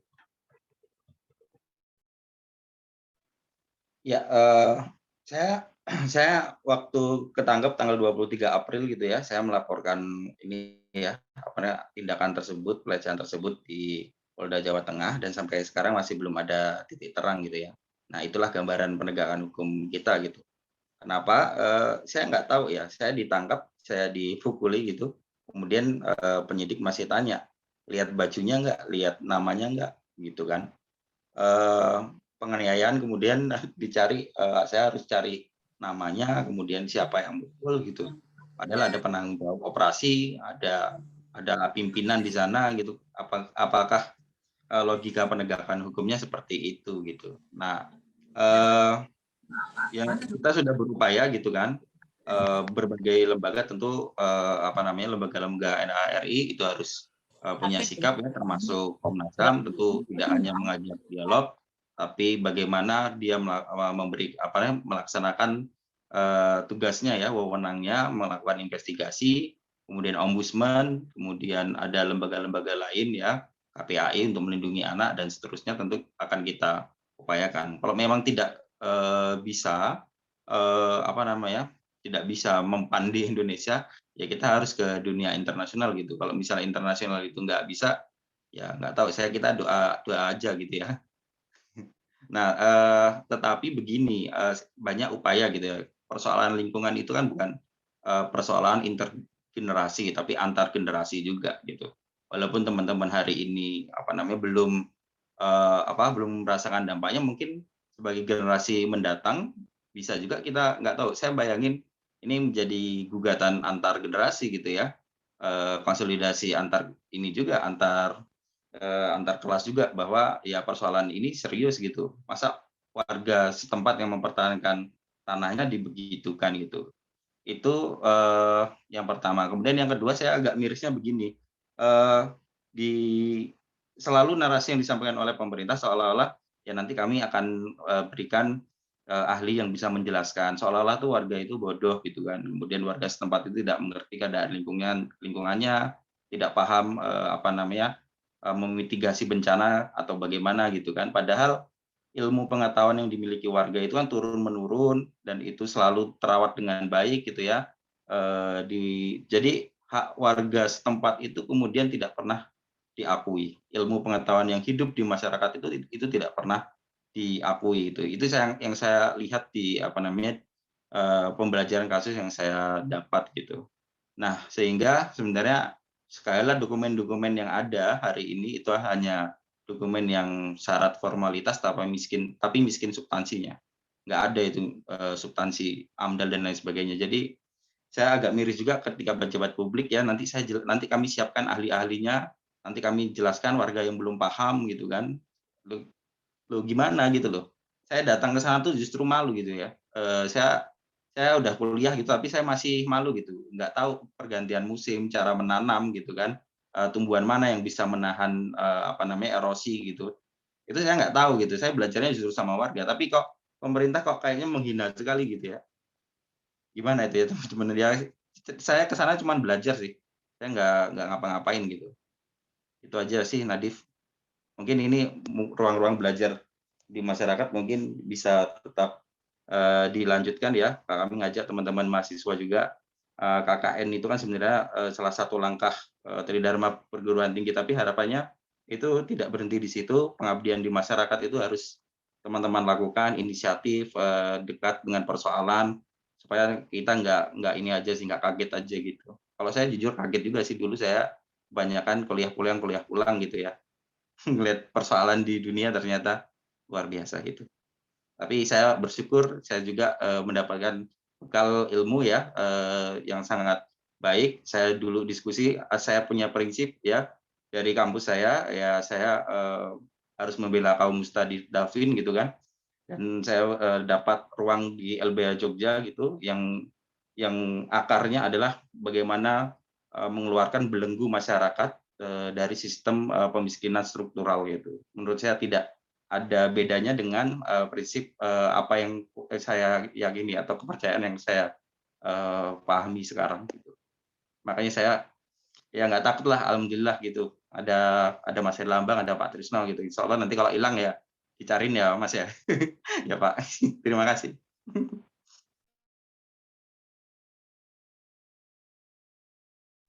Oke, terima kasih Pak Julian. Bagaimana Pak Korpesnas? Jawaban dari beliau bisa di Ya, ini cukup. Terima kasih. ya. Makasih banyak Pak Korpesnas. Terima kasih banyak juga kepada narasumber yang sudah menjawab. Mungkin sekali lagi dari masing-masing presiden mahasiswa atau masing-masing dari zona 1 sampai zona 7 bisa menyampaikan gagasan kaitan dengan pendapat ataupun pertanyaan. Disebutkan nama. Izin Pak, izin moderator. Siap. Sebelumnya perkenalkan nama saya Dimas Wahyu Nugroho dari BEM STIMIK Muhammadiyah Jakarta. Saya tadi sempat dibahas oleh Bapak Herlambang ya terkait kasus di Wadas ya. Menurut saya untuk kasus di Wadas kan sendiri seakan-akan aparatur tuh mendistorsi terkait berita ancaman kekerasan dan sebagainya, menggambarkan konferensi pers yang disampaikan oleh Pak Menko Polhukam kemarin, seperti aparat membuat narasi ada warga yang membawa senjata tajam namun tidak menginfokan senjata tajam yang dibawa warga merupakan alat pertanian atau perkebunan dan lain macam sebagainya. Pertanyaan saya, mungkin bisa nggak sih kalau pres nasional itu atau fungsi kontrol sosial lebih disuarakan terkait untuk apa namanya, untuk menjembatani antara masyarakat yang tidak bisa bersuara ke pemerintah terkait tersebut. Mungkin begitu, Pak Moderator. Siap, makasih banyak. Tadi pertanyaannya ditujukan ke siapa, Pak? Untuk Pak Herlambang. Siap. Mungkin kepada Bapak Herlambang bisa langsung dijawab, Pak ya. Boleh diulangi sekali lagi, kira-kira poinnya apa ya? Untuk poinnya bisa nggak sih untuk menekankan lagi untuk proses nasional itu menjembatani antara masyarakat yang tidak bisa bersuara kepada pemerintah atau pihak penguasa terkait apa namanya, kasus di Wadas ini. Oke. Maksudnya teman-teman mahasiswa ini ya.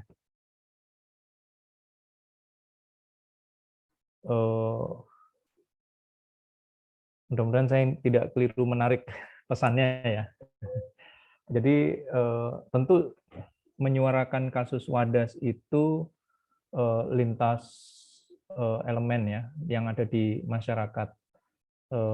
Saya percaya bahwa semakin banyak yang menyuarakan, semakin terorganisasi, semakin kuat ya mendorong proses-proses pertanggungjawaban itu akan jauh lebih baik ya.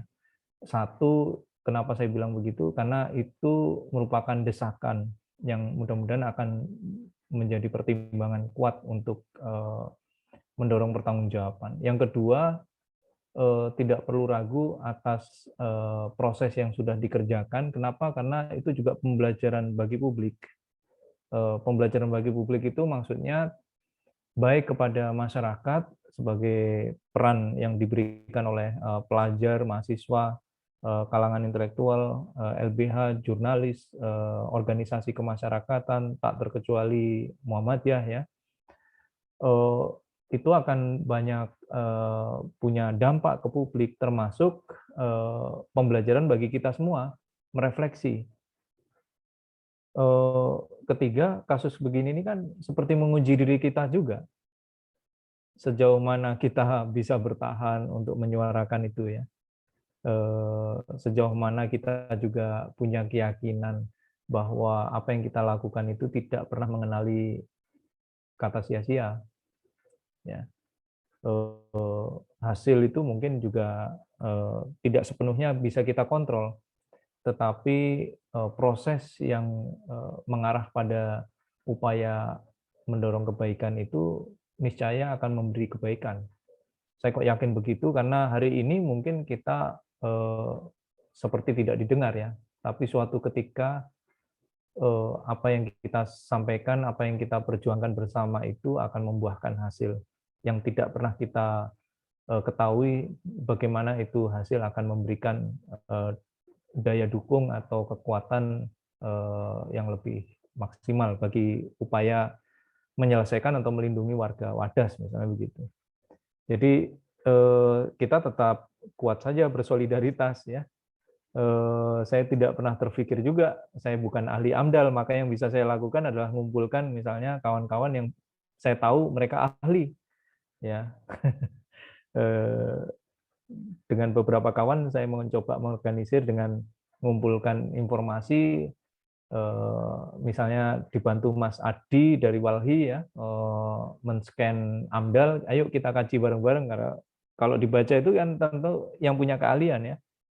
Maka kita undang dari IPB, kita undang dari UPN, kita undang dari UI, kita undang dari Undip, dan seterusnya, yang mereka punya kepedulian untuk mendukung posisi warga. Nah, mudah-mudahan ikhtiar itu akan banyak berhasil atau berdaya guna. Itu Mas, jadi jangan ragu dengan posisi yang diambil, termasuk diskusi malam ini itu nilai lebih ya dari proses itu. Makasih. Oke.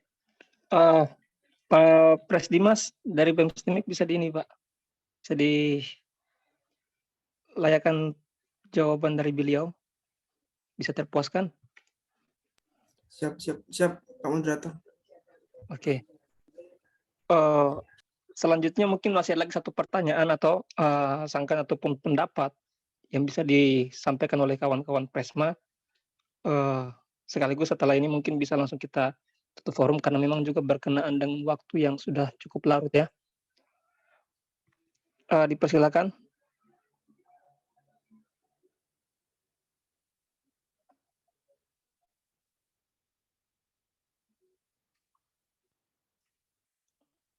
Oke, mungkin jika nggak ada, saya mungkin sedikit Pak ya, satu pertanyaan Pak. Untuk Pak Herlambang ya Pak, izin Pak sebelumnya. Gini Pak, ini sebenarnya sih Pak, yang memang selalu buat khususnya kita mahasiswa ya, selalu greget gitu, berasa dikelitik gitu kira-kira. Kalau kata Lord Acton itu kan yang dikutip tahun 1833 sampai 1902 itu kekuasaan itu cenderung korup dan kekuasaan absolut adalah korup 100%. Begitu kira-kira Pak. Dan hari ini tidak ada yang pantas untuk kemudian kita layangkan kalimat sebaik-baiknya kalimat yaitu fiat justitia rawat caelum.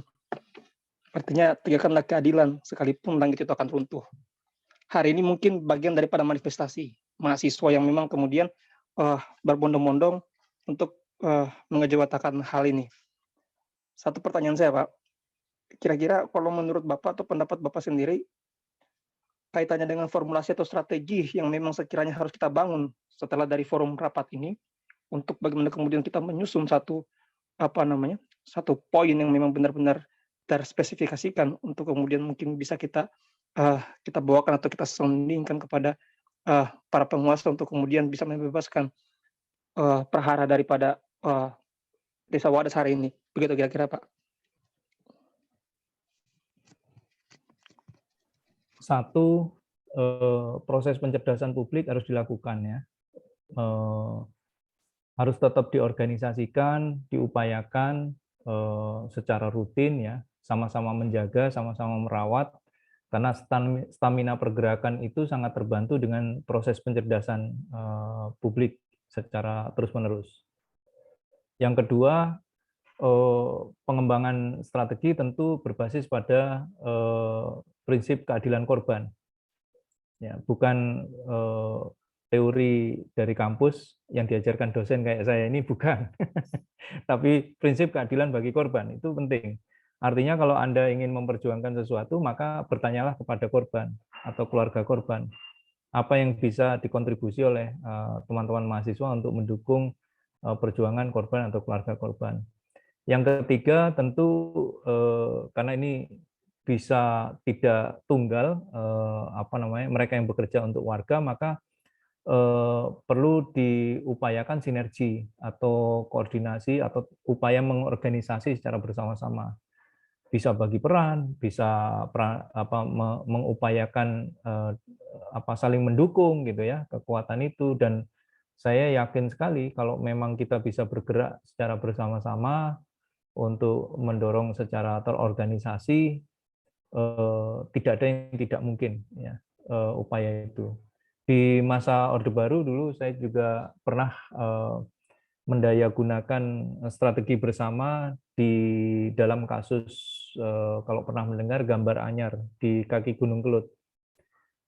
Tidak pernah terbayangkan ada situasi desa yang begitu terpencil, mendapatkan represi terus-menerus.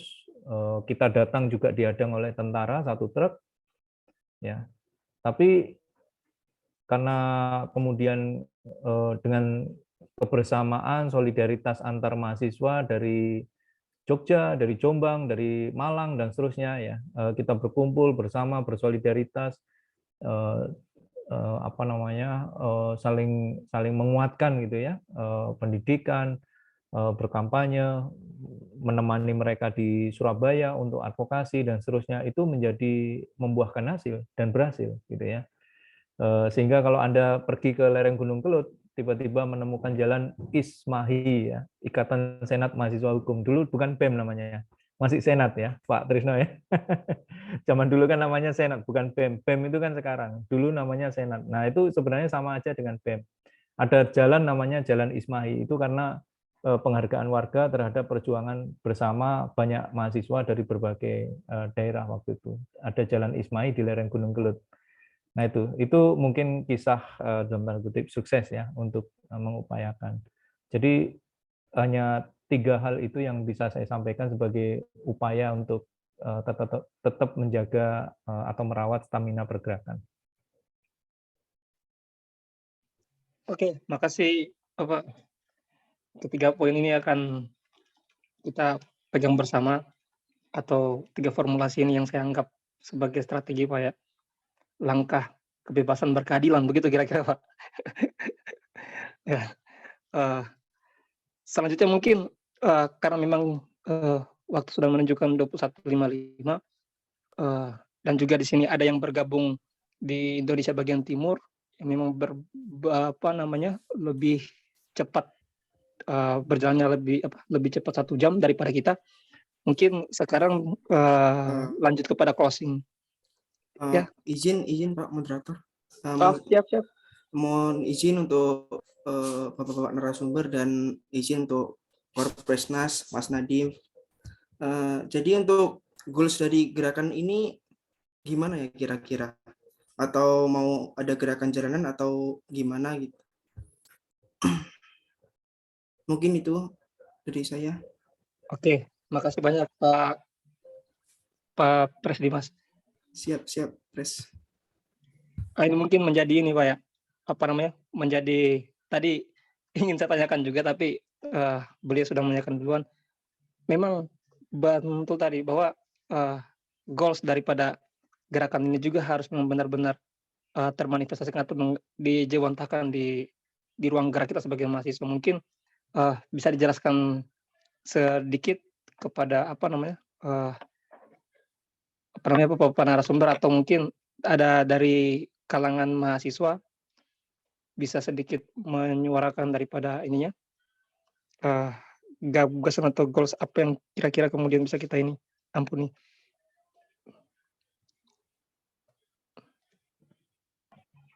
Ya, sedikit menambahkan ya. Untuk goals dari hari ini adalah terkait pencerdasan ataupun ikut sharing bagaimana kondisi Wadas hari ini, dan juga meminta pandangan dari beberapa pihak seperti akademisi, seperti perwakilan dari organisasi masyarakat, dan juga dari kuasa hukum. Nah, selanjutnya mungkin kita bahas di forum internal terkait gerakan lebih konkretnya seperti apa, yang nantinya kita jadwalkan di grup ya. Mungkin itu.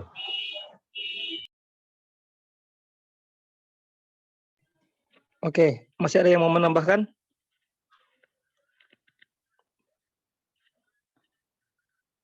Dari saya sudah cukup. Sudah cukup, Pres.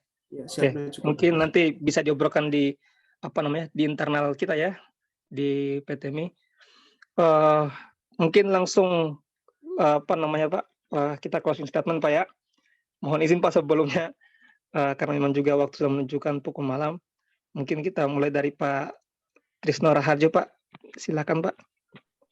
Baik, terima kasih. Kami dari Muhammadiyah secara prinsip melihat apa yang terjadi pada masyarakat Wadas ini menunjukkan bahwa negara tidak memberikan pembelajaran dari apa yang sudah terjadi pada pembangunan-pembangunan yang ada sebelumnya.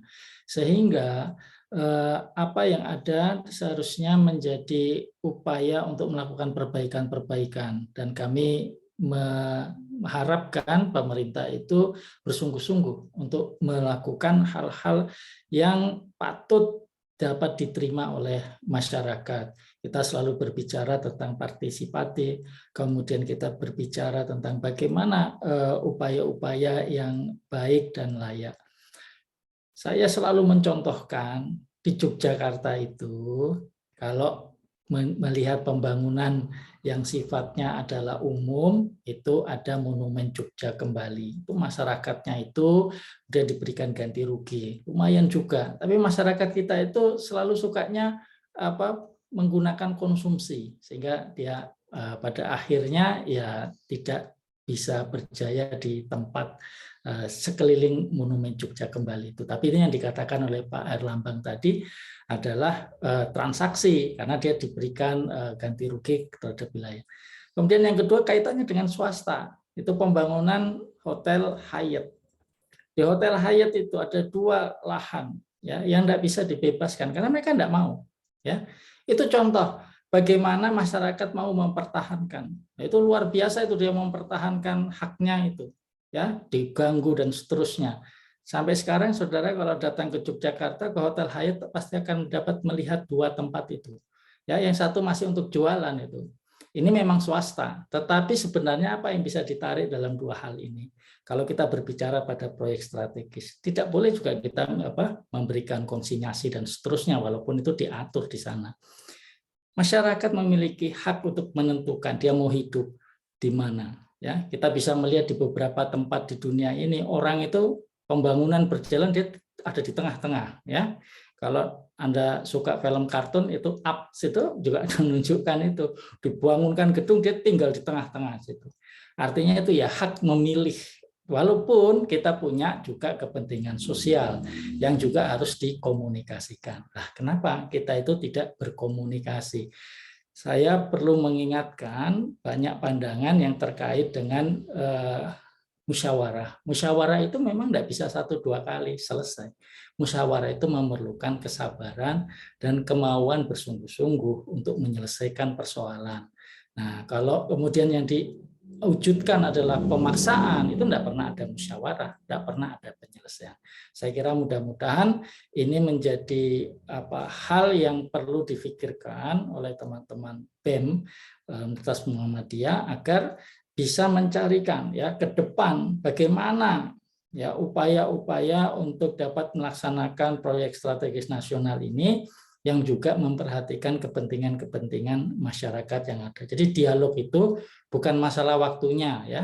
Kalau waktu itu bisa diproses dengan sebaik-baiknya dan itu bisa menyelesaikan semua pihak. Nah, itu banyak hal-hal yang perlu dikomunikasikan. Saya kira itu dari saya. Terima kasih. Oke, makasih banyak Bapak. Luar biasa sekali ya kaitan dengan closing statement beliau. Selanjutnya langsung kepada Bapak Herlambang, Pak. Langsung, Pak. Ya. Sungguh sebenarnya peran teman-teman BEM itu dirindukan ya, hadir untuk menjaga atau membentengi kepentingan publik, terutama mereka yang terampas haknya, mereka yang terusir, atau mereka yang teraniaya, gitu ya. Jadi kerinduan itu tentu dengan banyak alasan ya. Situasi hari ini tidak mudah, tantangannya memang dalam situasi pandemi COVID, tetapi kita masih punya ruang-ruang untuk menghidupkan nyala api perjuangan ya, dan itu sangat mungkin digerakkan justru oleh kaum muda. Saya dan Pak Trisno itu tentu sudah bagian dari yang masa lampau gitu ya. Yang masa hari ini adalah Anda semua, dan itu akan menghidupkan atau merawat generasi masa depan untuk sama-sama menjaga ya Republik ini tetap setia dengan cita-citanya, pencerdasan kehidupan bangsa, upaya untuk mencapai keadilan sosial bagi seluruh rakyat Indonesia, dan itu tidak bisa kita serahkan begitu saja kepada penguasa, tetapi juga memperkuat diri warga bangsa untuk tetap setia merawat dan menjaganya. Mudah-mudahan proses yang terjadi malam ini, diskusi follow up-nya, dan upaya solidaritas yang tiada henti lintas batas itu bagian yang menguatkan proses itu semua. Terima kasih. Oke Pak, makasih banyak Pak. Itu upaya dan pengharapan besar dari beliau. Kemudian kepada Bapak Julian, silakan Pak. Baik, terima kasih teman-teman BEM Perguruan Tinggi Muhammadiyah di Indonesia. Saya sebagai salah satu alumni di Perguruan Tinggi Muhammadiyah di Yogyakarta ya, Fakultas Hukum Universitas Muhammadiyah Yogyakarta, tentu mengajak teman-teman juga untuk melakukan aksi damai ya. Saya baru dapat informasi Wadas itu ngajak aksi damai berbagi cinta untuk Wadas, berbelasungkawa atas berbagai insiden kekerasan aparat yang terjadi dalam perampasan ruang hidup masyarakat dengan turut menaruh bunga di kantor polisi terdekatmu. Jangan lupa didokumentasikan. Itu aksi damai berbagi cinta untuk Wadas. Saya menginformasikan mohon kerelaan teman-teman untuk turut membersamai perjuangan. Tentu Wadas adalah salah satu kasus saja, tapi hari ini baru dari Wadas saja hari ini kita sudah sampai ada pembunuhan ya di salah satu kasus. Tentu saja ini kebengisan menurut saya aparat terhadap pejuang lingkungan ya. Saat demo tolak tambang PT Trio Kencana. Itu saja yang bisa saya sampaikan. Terima kasih. Oke Bang, makasih banyak Pak. Selanjutnya kita akan follow up dengan berbagai macam upaya. Insya Allah itu akan kita laksanakan. Selanjutnya kepada Pak Ari ya, siapa? Warga Wadas ya. Masyarakat Wadas mungkin bisa dipersilahkan Pak untuk pesan ini Pak. Paksis namanya ya. Oke, silakan Paksis. Ada pesan-pesan yang mau disampaikan Pak untuk kami mahasiswa untuk gerakan-gerakan selanjutnya Pak.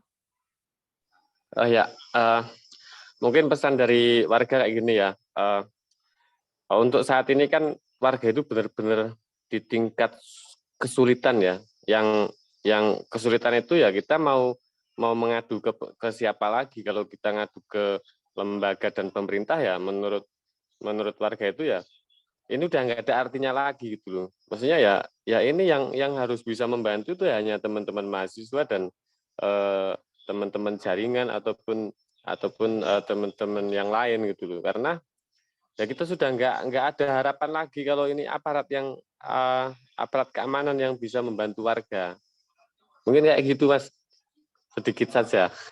Kami dari warga Wadas mengucapkan terima kasih banyak untuk semuanya yang sudah menyempatkan waktunya untuk membicarakan Wadas ini, dan tentunya mudah-mudahan menjadi amal baik panjenengan semua.